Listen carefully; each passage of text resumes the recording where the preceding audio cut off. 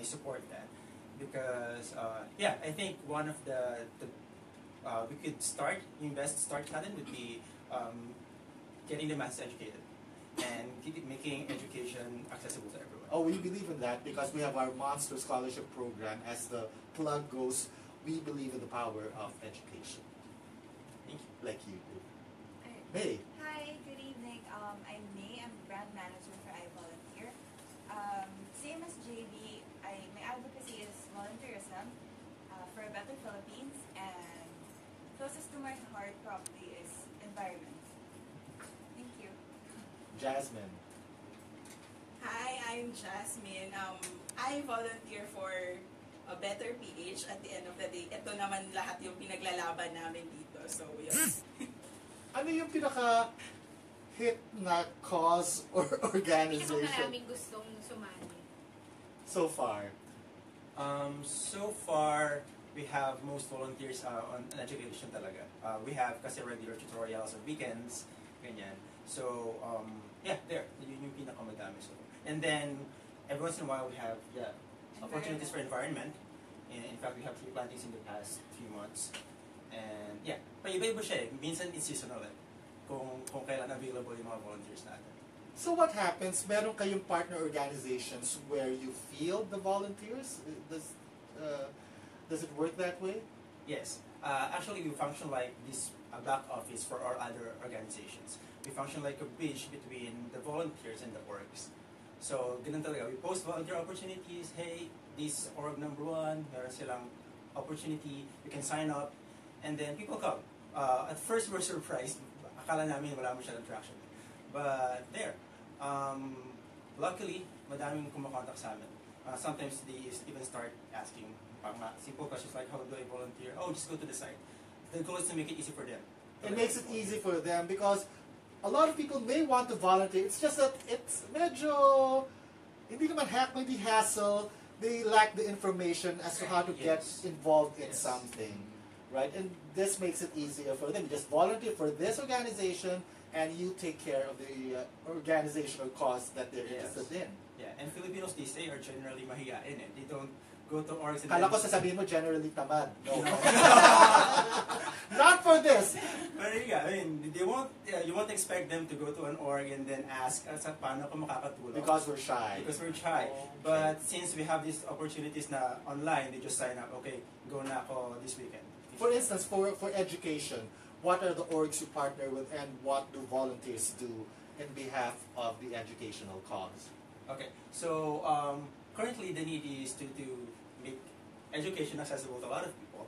So marami kaming orgs, like we have EduCute, we have 2KK, we have He Cares. They offer education to less fortunate children in different communities. In fact, EduCute pa nga ay... EduCute? EduCute. Yes. So EduCute, they focus on indigenous people. So yun, they're really making it easy for people to be informed. That's good because as we know, certain agencies don't have enough money to reach out to indigenous people these days, or might not have enough money in the future. So yes. So what people can do is just to get in touch with you. And how do they do that? Right at the outset, let's tell them how to join iVolunteer so they can volunteer for the cause of their passion. It's easy. Just go to our website. It's ivolunteer.com.ph. You can consider volunteer opportunities. Click on one, check out the details, and then you just click sign up. And then you can already expect the volunteer or the host organization to contact you. It's as easy as that. You can even sign up with your social media account. With your social media account? Yes. So pag punta kayo sa website namin, you'll see a variety of advocacies because we also want to offer or to find, to help people find their interests. Not everyone is interested with children. Some will be more interested with animals or pets or environment. So we have that variety as well as in terms of schedule. Some people will be available during mornings. Some people who are more, they work during the evenings, hapon naman yung availability nila. So we have that different options for anyone who wants to help. So you consider a person's time, a person's abilities, a person's inclinations. Some people might be good with, cats and dogs. Other people are better with people. Yeah. and all that. Give us an idea of the range of organizations and causes that are partnered with you. So you've mentioned education, environment. Ano pa meron? Children, Causes? Children? disaster response, agriculture, safety and health, What about the elderly? elderly, yes, Disabled. disabled, iba ba nakakalimutan natin? Sports. Sports, meron din mga orgs that are promoting sports, Cultural. Cultural. arts and culture, yeah. Meron bang political organizations? You avoid that. We avoid Tama that. ni May. I love May's smile. You can watch us on Facebook Live, by the way, if you want to actually see their faces. But we're describing the reactions to you as well. So we're trying to side with any party or political side because we don't want people to associate us being just on one side. Right. Yeah. So Is there that danger that your group might be politicized or be identified with one side of for an now, issue? I don't think there's any risk at this point because we avoid any conversation. So for example, during elections, we try to be as neutral as possible. We campaign for people to elect or to vote, but we don't campaign Voter for education. yes, but not for any specific party or group. Because I can imagine that politicians might want to use your young energies, your young minds, so for their own benefits. Put it nicely. So it's an apolitical organization, Yes, correct. or non-political organizations, if I would put it. Very good. So how did this come about? Who thought up this portal? The need for a portal by which we can volunteer for volunteer organizations. So we started back in 2009, which was the time of Ondoy. I hope you guys still remember that. At the time, there were so many people who wanted to volunteer to help the situation, but they kept on going to institutions that they see on television. But these institutions will say, please don't come here anymore because ang dami ng volunteers. Our centers are very packed. We can't give you any opportunity to help anymore. So there was an imbalance of people who has the energy to help, but there were also smaller operations that people didn't know where to find Di nila alam. Oo, di ba? So yun, so we said na since the starting group were all IT, we said na why not put together a simple website where people can easily find those opportunities na mahirap hanapin or organizations that doesn't have the means to promote themselves, right? At the same time, make it easy for the volunteers. Remove the barriers. Normally, barriers, as you mentioned earlier, Sir Rafi, no, is lack of information, yung schedule nila. So, if you can provide them as much variety in terms of schedule, make it easy, it's in the website, then it should enable people to help more. It's a brilliant idea. Were you part of that Yes. idea, JB? Yes. So, there were two of us. So, si Belle, who's probably sleeping right now. Because she has volunteer work during the Yeah. day. Yun, so... Ikaw ba, have you ever volunteered for an organization Yes. or a So- cause before? Prior to yun. this So one? ganun din, even before, Belle and myself have been volunteering way back. I started back in elementary. I started in church. So I volunteered simply because I wanted to develop myself. I forced myself to stand in front of everybody to be a lector. Ayun, then it started from there. I jumped from one organization to the other, look for opportunities that will help me develop myself. Then came nung nag-work na kami, so Belle was my workmate at that time. Parang sabi namin, gusto namin tumulong pero ngayong nagtatrabaho na tayo. So he has similar experience, he was active in school. But ang hirap na pag nagtatrabaho ka. Unlike in school, there are organized groups. Madali, papunta ka lang Oo. sa room dedicated to Oo. that. But pag nagtatrabaho ka, Area. normally you would call different NGOs, then busy rin sila, so they would not have the time to answer you, and it stops you from helping. So it stops there. So medyo pinag-iisipan na namin to right before Ondoy, but Ondoy parang accelerated the idea and validated that there are that there's so much energy from us, from Filipinos, to really help. It's just that we are not able to direct them to where the help is needed. How did word get out that you were open to partner with organizations? So yun, at the beginning, it was more us reaching out to organizations, looking for organizations that needed help, needed volunteers. Then we started promoting heavily via social media. But now it's the other way around. The organizations are already reaching out to us asking for help. And kami na nahihirapan kasi we also validate and make sure that the organizations whom we partner and where we send our volunteers are really legit NGOs, because we don't want to be sending volunteers to... So you have to investigate whether... Yes. So we qualify and verify that the NGOs are really legit. Kasi that's also the question from the volunteer side na parang yung pagbibigyan ko ba ng pera or oras ko will be worthwhile at hindi ako lulukohin, because sometimes they see on TV may mga scams, di ba? So we're also very careful about those things. I mean, Hazel and I can just put up an organization saying that, feed the hungry. But we'll eat all the food. Tayo pala yung hungry. Only gourmet food accepted. Labo no? But so that's good to know. You mentioned pera, you mentioned money. So you also facilitate donations? Normally only during exceptions, so during disasters. So some people would reach out to us or volunteers, how can we help? We are in the US, we trust your organization, can we donate through you guys? Because sometimes if we send the money to other groups, hindi namin sure kung aabot ba talaga yung donation namin. Or during Christmas, we also ask donation or wishes from our partner NGOs. We have a program called Operation Christmas Elf. So we get their wishes and we ask people to pledge for the wish ng ano. So for example, si Karindirian Mang Orot, one time he's a community na provides feeding or soup kitchen. So ang hiningi niya is kitchen utensils so that he can continuously run his soup kitchen. So then people pledge and donate for those. Ayun, napaka basic. You think it's very obvious, but you don't think, okay, soup kitchen, nagbibigay ng pagkain, but the kitchen needs utensils and bowls and dishes, right? Yep. So you can help them that way. Correct. Or you could go to the soup kitchen and help. Correct. And actually help cook and feed the hungry. Okay. Now, you mentioned social media accounts. Please tell them how to access you via social media. Okay, you can follow us in Facebook and Twitter and Instagram. Our handle is iVolunteerFeels.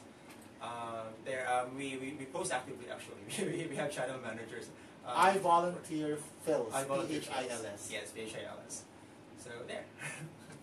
Heard on Thursdays on Manila's Hottest Monster, RX 93.1. You're with Rafi, Hazel, and representatives of iVolunteer. We have JB, Mark, Jasmine, and May. And I hope he doesn't mind our announcing this or revealing this. That our very own JD is part of iVolunteer Philippines, and he was the one who led us to that. Thank you. Which is very good. I mentioned at the start of the show that this generation is a generation of volunteers. Do you agree with that? Para bang malakas yung spirit of volunteerism with your peers? Yep. Why is this so? Any opinion as to why you and your friends and people younger than you love to volunteer? Could it be because they're more socially aware of what's going on because of social media? Could that be Actually, a big I factor? believe that's a big factor talaga. Now that information is out there, the motivation, I always discuss it with people. Pag may motivation, people just volunteer. So since meron tayong internet and people share things, or even just news. In fact, minsan hindi volunteer opportunity yung sinishare natin. Narinig ko yung news. News lang, and people would have the initiative to help. Like here, on the monsoon, we announced that there are floods and certain communities are flooded. Yes. Diba, the idea comes to mind na we could help people who are in those communities. How did you get to join iVolunteer? Kayo. Wait. Because before, like 2013, I started volunteering for environmental advocacy. Anong klaseng causes. environmental? Environment, yeah. Through iVolunteer. So back then, I wasn't part of iVolunteer yet. And then, after a while, I think I shared this with JB, like, I like to travel. And then every time I go out, you see a different perspective, you come back in, it's kind of hard not to compare what's happening outside and here. So as like as a thing, I wanted to volunteer specifically to make the Philippines better. So I thought iVolunteer was the best place to do it. Are you still a student, May? No, I'm working. You're working already. What do you do for Haribon? Like, what did they... Back then, tree planting and basically tree planting, yeah. And then living gathering, yeah. So environmental talaga yung advocacy ko from the very start. Okay. How about you, Jasmine? How did you get into iVolunteer? Nakita ko lang po sila sa Facebook. Then they posted a volunteer opportunity about Brigada Eskwela. And then parang close kasi sa heart ko yung education. So I volunteered with them na mag-isa lang. Parang ako yung typical story ng mga millennial na You wanted purpose in your life? Very Avenue Q purpose. Tapos yun, sumama ako sa kanila. Then, when I discovered their advocacy, parang I fell in love with advocacy na ang dami palang kailangan gawin. And even kahit bago ka lang na nagtatrabaho, madami kang matutulong pa. So, I joined them. So, what organizations have you volunteered for? First volunteer experience ko was with iVolunteer na. Di ka pa nafe-field to another, like a teacher organization Hindi or pa po. educational organization? So, I you really think work for yung iVolunteer kasi caters all advocacy. So, ako yung tipo ng tao na parang hindi mapakali sa isang super typical millennial. Hindi mapakali sa isang advocacy. So, mas gusto ko yung iVolunteer na sakop lahat. How about you, Mark? I think mas para akong bystander. I had my job, 9 to 5. Tapos, I believe that other people can volunteer. Hindi kailangan ako yung nandoon. And then, my friend invited me to join this, yung longest mural in Camp Aguinaldo, right? The longest mural. Yes. So in front Painting? of Camp Yes. Aguinaldo, there's mural painting Right, that right. is sa EDSA. So we partnered with Asia American Institute to have that painting. It's the longest peace mural in Asia. Yeah. So, anong So, anong part ng painting yung sa'yo doon? Okay. I think hindi mo siya makikita. Cover siya ng mga puno. Hirap nga naman yan, tulad. Dapat, kita mo si Mark pumunta na ginugupit yung puno para It's just to show people It's the signature pa. But there, it was just for fun, plainly for fun. But later on, they asked for volunteers to be a part of the focus group discussion. Because I volunteer, kasi hindi lang siya basta sige ng sige. They actually do studies on volunteerism. And then I was part of the discussion. And then I found out that they need someone to oversee the current development of their website because I'm a software developer by profession and I do project management. So I go, okay, sige, I can do oversight. And then I worked with them up to the launch of the new website which was in March 2016. There. So, yun, na-partner na ako ni JB. I checked out their website. You have a very handsome website. Yes, Thank If you. I may say so. And it's done by volunteers. It's done by... I think Jasmine was there. Were you there? Ikaw ba yung Model. Yes. model ba? Parang in front of a plant or something? Ikaw yun, no? So talagang, yeah, DIY in a sense. Volunteers din yung gumagawa. So pag sinabing volunteers, walang bayad. Wala. Definitely. It's Wala, all for, yung bayad yung fulfillment. yung bayad yung fulfillment. Yes. Wala bang organizations na nagbibigay ng, say, a little allowance? Pagkain. Meron naman po. So, kunyari, for some organizations na pinapadala yung volunteers to more remote areas, they would give parang transportation and food allowance just to help the volunteer in the expenses. Who joins iVolunteer? Can you give us an idea of yung profile ng volunteers ninyo? Okay. Mostly po babae. Oh, that's interesting. 3:1. 3:1? Yes. So, hinihikayat po namin lahat ng kalalakihan. Rafi Sana po Reyes. nakikinig kayo. Ang tatamad ninyo! Guys! Ang tatamad ninyo! Ayun. Then our 85% of our volunteers are in the age group of 20 to 40 years old. So a big chunk is really 20 to 30. So starting mga young professionals. So wala namang minors. Meron din po. Meron But din. minsan ang kasama nila yung magulang nila. That's nice to actually the stories that inspires us that the parents starts to bring their children because they want to expose their children as well to different causes and different situations.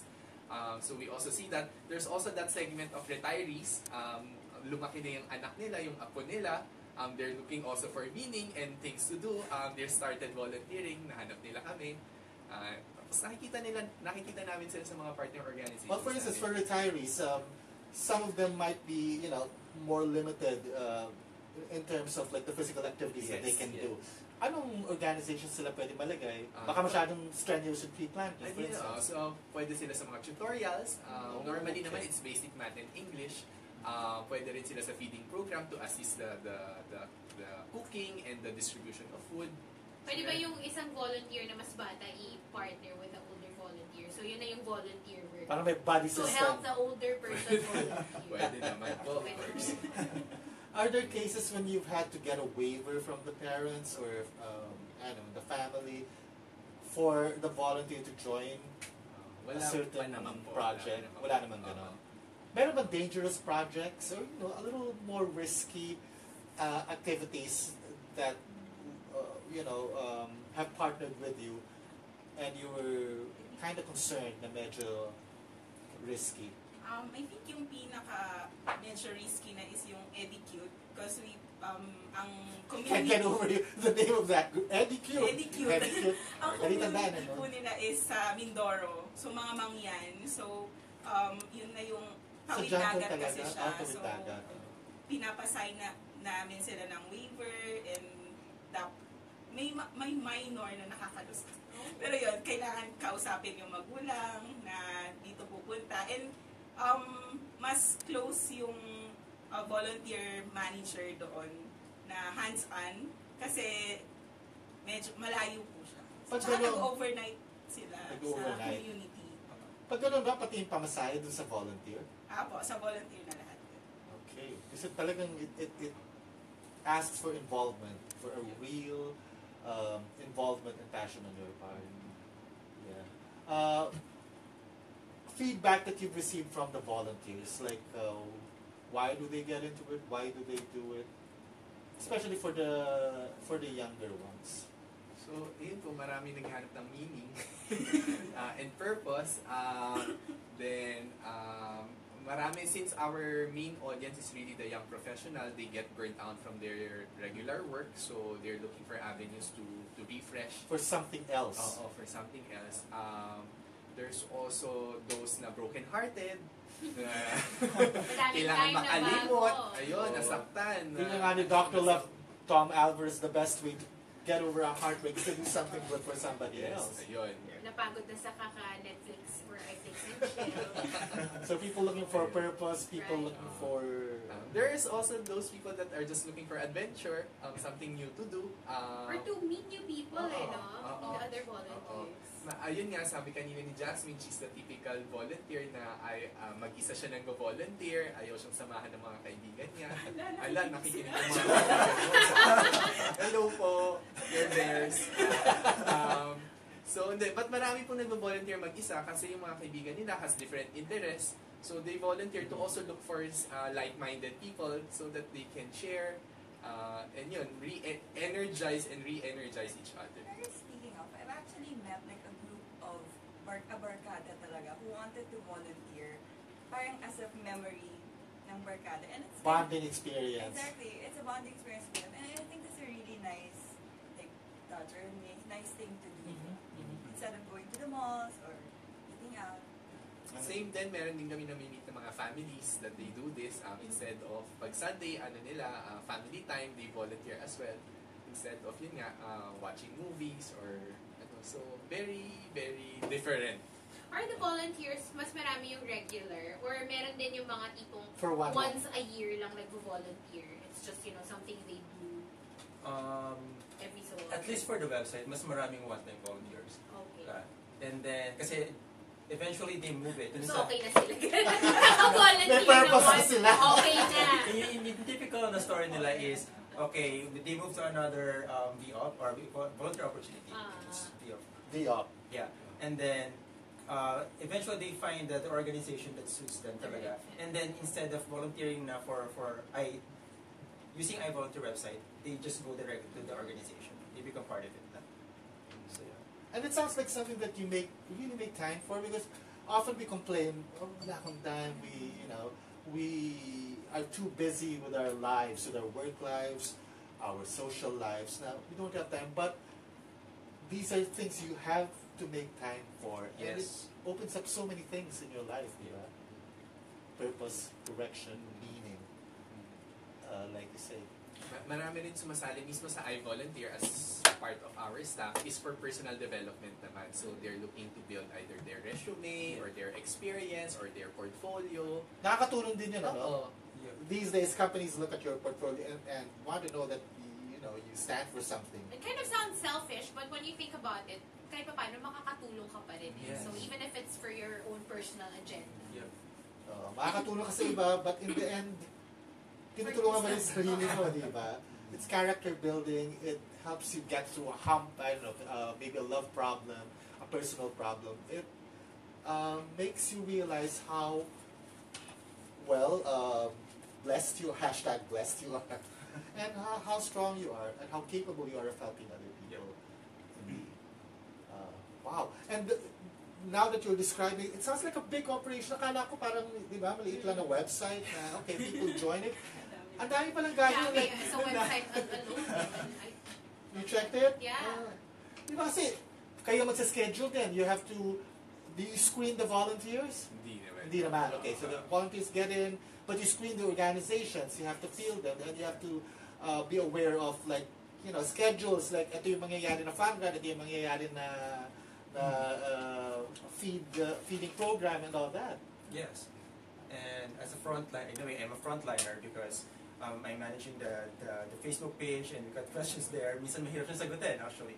Because you have to refer pa to the org na nag-host. Any specific questions? Yes, very specific, like, magdadala ba kami ng ganito, yeah, in no? transport, etc. Right. And since iVolunteer is 100% volunteer powered, you're like commuting to work, and you have this message at hindi mo siya alam kung paano siya sagutin. Basically, the spirit of volunteerism is willing, but hindi naman yung flesh, but the info is weak, or Yes. Budget. the budget is weak, you know, other considerations, yun ang nakaka-impede. Yeah, so we find ways talaga to make the information more available. Ano ba yung mas mabilis na way para alam agad ng volunteer na hindi na siya magtatanong?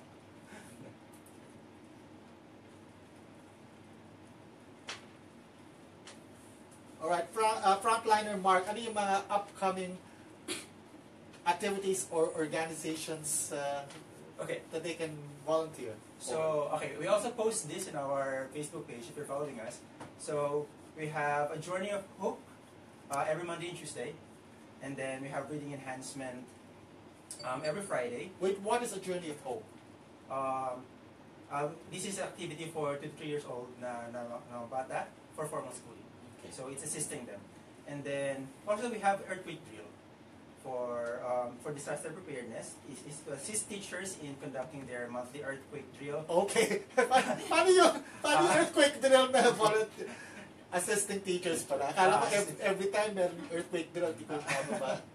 And then ito yung medyo regular. He cares nga, like what I mentioned earlier. He cares. He cares. Every Wednesday, Friday, and Saturday to teach English and math to children and be a volunteer tutor. And we have Pandakan Eco Ministry, September 24. That's for the environment. What they do is eco waste management. And then we have Play and Catch Up for every Sunday, feeding program and reading enhancement for the less fortunate indigenous students. Medyo marami sila actually.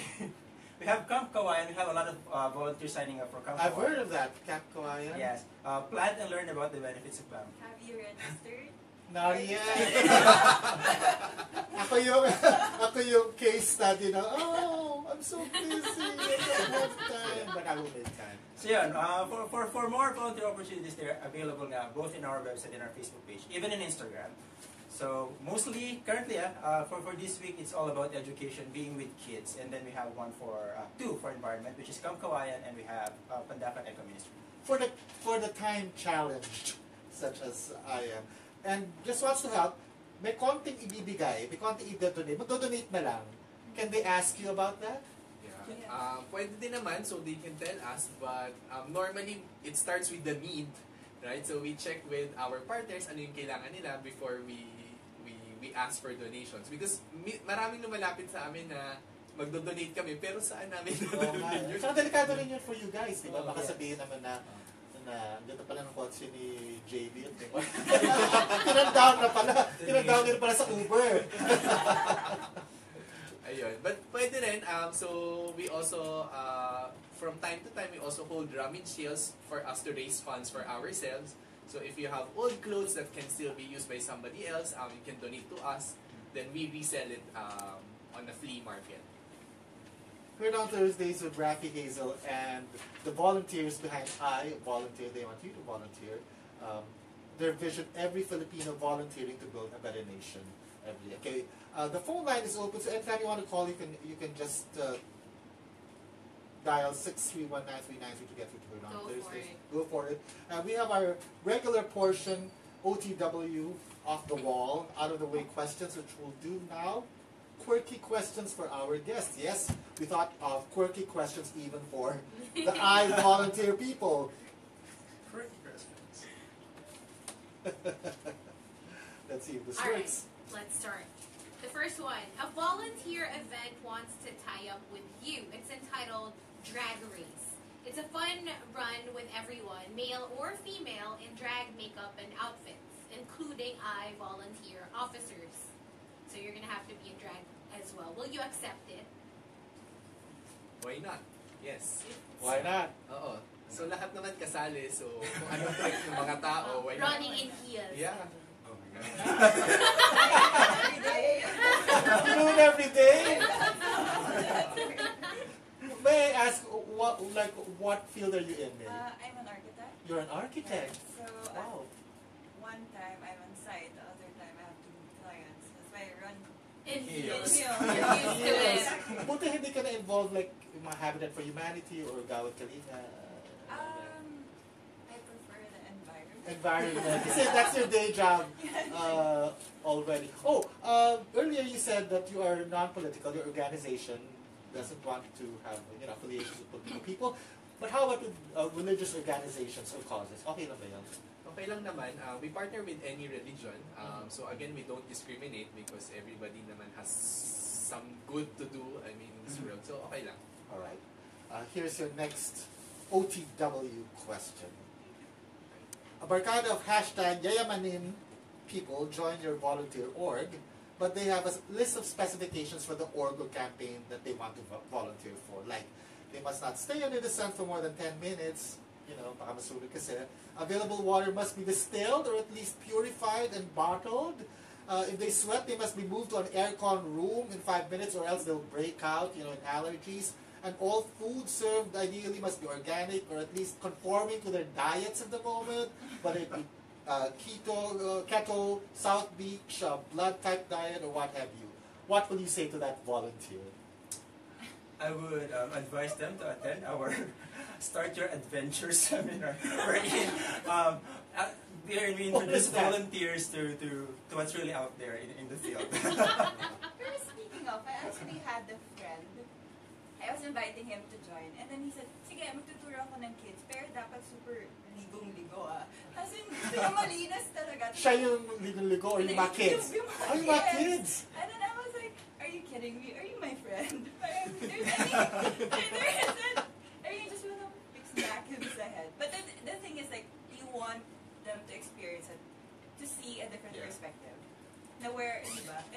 Is there a chance to do something different? Did you feel that his desire to volunteer was real? I think it was. It was?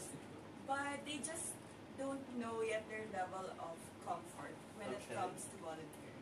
What is the seminar again? It's called Start Your Adventure. And I'm even wearing the shirt. Start Your Adventure. Start Your Adventure. We do it quarterly. And then we invite those who are interested. And then we just discuss kung ano yung meron sa field. What to expect, what to do, what not to do. Reality check. Yes. Those scenarios that I listed, they happen, right? Diba? Yes. You'll be under the sun, you'll Yes, be and- thirsty, you'll be and- hungry. In fact, when we do the seminars, it's like conditioning the mindset of everyone. Na it can be hot out there. Be prepared. Just bear in mind that at the end of the day, it's all about the beneficiaries of the event. So yeah, and I even tell them that if you're not really ready, na hindi talaga kaya, it's okay. It's okay to pass. But as long as the desire is there, you can try again. So what's the next one? Know Your Adventure. It will be This September 30. this September. September 30. Oh, that's soon. September Yeah, 30. September 30. So we're inviting everyone, since ito na kami, we're inviting everyone to join us as well. September 30 for Start Your Adventure. Mga unsure kung paano mag-volunteer, kung paano mag-start, what to expect, we're going to tell you everything and give you advice. How long is that seminar? 1 It's hour. for 1 hour. 1 hour under the sun. At least for that In the middle of EDSA traffic, ganon. Where is it held? For now, Finalize pa, okay. Check the website and the Facebook page. Kaya hindi pa namin napopost. Oh, And maybe we'll announce it here on Thursdays when we get the information. Yun po. All right, next question. You tie up with this volunteer org and you go to their event, but something seems shady. You suspect that the org is just a front for some possibly illegal or criminal activity, but you're not 100% sure. So what do you do?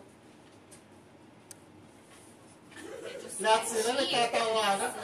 Para may chismis dito. Para may chismis dito. Okay. Hindi naman.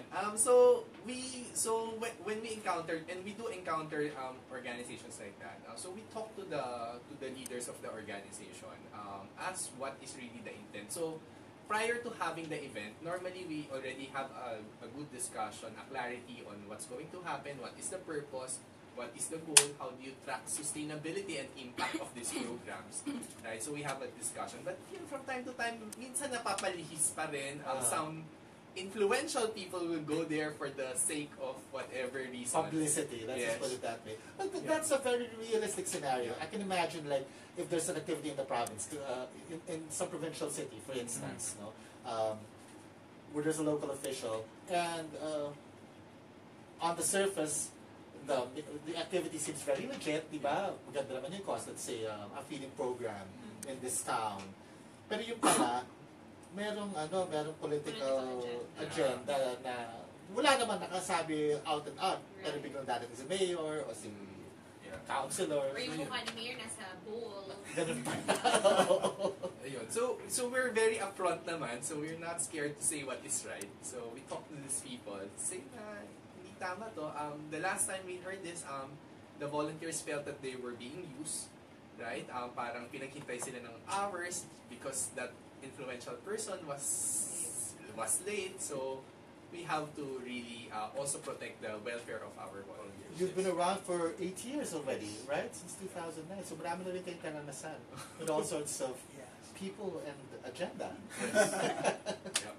Oh, I mentioned two big volunteer organizations earlier. That's Habitat for Humanity and Gawad Kalinga.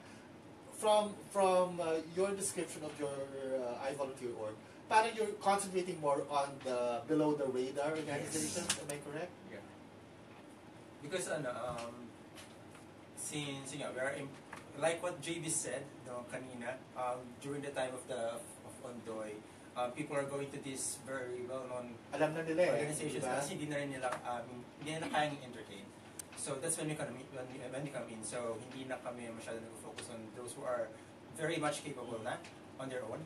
So and we've partnered with the smaller ones like si Mang Orod and he cares to be gay. Like you are the associate director for marketing, so I suppose it's your job to find out about these organizations to partner with. We have another team which handles partnership. So not represented in this. All right. So cast today. you're spreading the word about iVolunteer. Yeah. Okay. Next OTW question. A billionaire endows iVolunteer with 1 billion pesos. Wow! Wow. Okay. You got more than many government agencies too. Anyway, no strings attached. What do you do with all that money?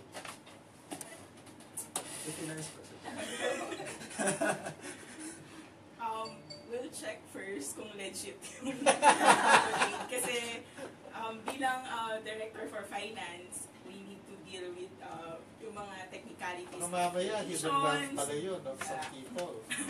So, yun. Pag legit naman talaga siya. Actually, we do need money to sustain this the organization. So, there, me, tatanggapin. Tatanggapin naman. You cross the bridge when you get there. You build the bridge when you get there. Kahit ilang bridge. Kahit ilang bridge. Mas malayo yung masasakop namin if meron kayo. Speaking of, meron ba kayong base? Meron ba kayong physical office or base? We have a virtual office. Virtual. Virtual office lang. So it's like a shared office, so we pay for the address and a usage of the space from time to time. But since everybody naman has their day job, so we don't need to be there. Yeah. Thank you to your families and your offices. Dahil, you know, I'm sure nakakatulong din sila kahit papano. Yes. At least with data. True. Alright, so last OTW question. You have a choice between volunteering for a cause that is your passion and another cause that you believe into, but maybe not as much. But your big, big crush has joined that cause. So which one will you choose? Tuturuan. So ito yung pinakagusto mong One lang hindi ba? one lang. Personally, what would you choose? Bakit ako tinuturo? Go, Jess. I think yung kung ano yung gusto ko. Kasi andun yung heart ko talaga. Eh, wala yung crush mo Yung talaga heart mo wala kay crush? Crush lang naman siya. Alam mo, when you're working together in the field. No, mas masusustain ko kasi yung passion if yung totoong gusto ko yung pupuntahan ko. Then, I mean, di ako naniniwala na parang baka pupunta lang ako doon tapos pag wala na si crush, ano na. So, Just i-recruit na lang niya yung crush niya doon sa passion. ganun. Well, same answer, but siguro from time to time, sasamahan ko yung crush niya sa kanilang org. Ikaw, Pwede Raph. naman yan, ha? Ikaw. Kasi mabilis naman ako mag-commit to a cause kahit hindi ako ganun Ako din. kay crush. Kung nasa na si crush, feeling ko magiging passionate naman Magiging ako. passionate naman ako about that Kaya naman cause. mag-adjust. Diba? Ngayon, pag nawala si crush, at, you know, nawala yung Babalik yung passion mo bumalik ka lang sa ulit. Kailan sa kabila. Anyway, it works for everyone. But okay lang naman yung what I did for love, right? I mean, if like a crush is there and the other person joins the crush volunteering simply because the crush is there, what I did for love scenario. Okay lang yun, di ba? Hindi naman. Nakatulong pa rin sila. Develop. Pero ibang kwento about that, like volunteers who in the middle of a project get, I don't know, frustrated or heartbroken, nawawalan ng loob. Have you had stories like that? Meron akong kilala, ang dating nasa iVolunteer sila. Hindi na lang natin sila papangalangan. Ayun, girl and Naglalo na boyfriend, kayo. nag-break sila. Ayun, so somebody has to parang adjust. Kasi uncomfortable. Also weird. Awkward. Awkward. Yun. Oh, so Meron naman bang nag-meet sa iVolunteer tapos naging boyfriend mo? nagkatuluyan. Hindi namin sigurado. Hindi na bumalik. Next time you have to check yung intention ng mga volunteers na. When they sign up, ano talagang gusto mo? No, Ano talaga, ano? gusto mo talaga. Sino ang gusto mo? Sinong gusto mo? What is your agenda aside from, you know, volunteering for a good cause? Do you have an agenda? But it's great. It's great to know that people are volunteering and people are really, really doing something. Because in these noisy times, you just, you know, read and hear a lot of noise in mass media, on social media, and you think, you know, people are just talking their heads off and doing nothing. But people are doing something. Marami tayong quiet lang pero may ginagawa. Very good. Again, please invite them to volunteer for iVolunteer and find the passion and purpose in their lives. JB. Yeah. So first is we want again to invite everybody. If you have time this weekend, invite your friends, invite your families to volunteer. Kung wala talaga at ayaw nila kayong samahan, pwede naman kayong magpusa at mag-isa. And Do you'll a find chance new meet. friends. Yeah.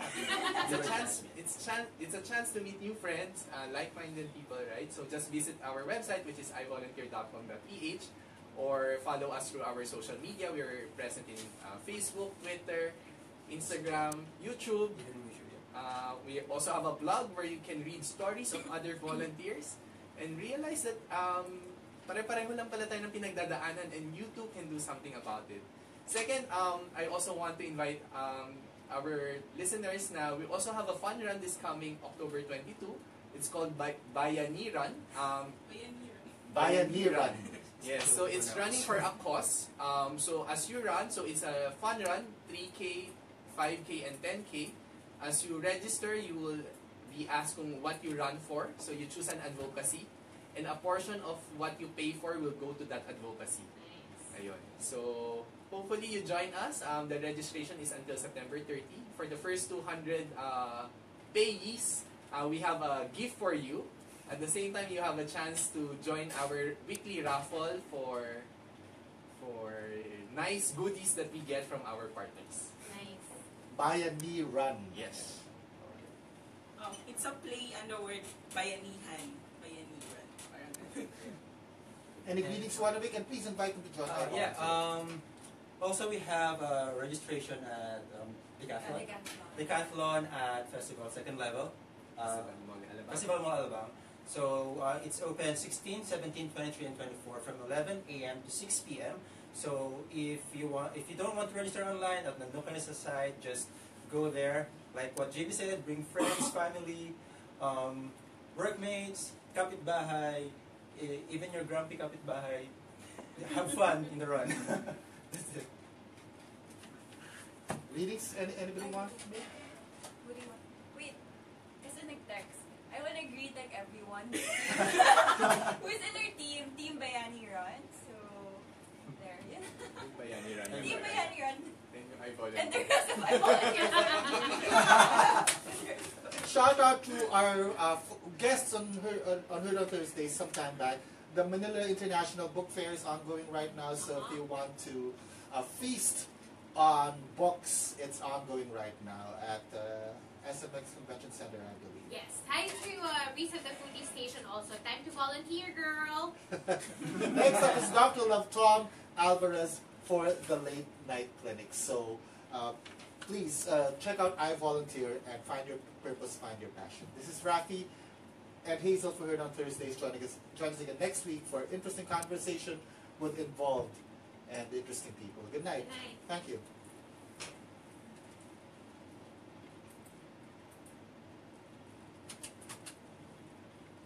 The views expressed on this program do not reflect those of the station or its management. Heard on Thursdays.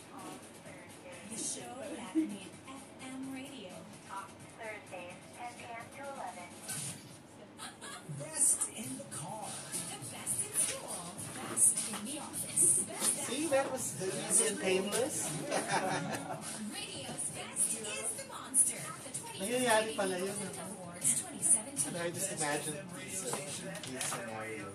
Monster RX 93.1 for the record. Music radio channel. Oh, I was going to ask kanina yung sabi ko, meron akong naka-ano yan, basta tip of my mind na tatanungin ko na dyan what another line of question eh. Hospitals, wala man kita tayo. Would you like for us? Explain. Okay, yeah, blood donation. Okay. Pero, kunyari, let's say, I'm thinking like certain public hospitals might need, pero yun, will you go into that? Kasi technically, government and ano. Okay lang naman pag mga government agencies. So we partner with DSWD, Okay. MMDA. Because of the traffic thing. Hindi naman siya political na. Oo, hindi naman. Services naman yun. Supposedly, you're right, hindi naman political in that sense. These are services to the government office na dapat hindi politicized yun. It's a very volatile time. Twitter, Instagram, and Snap.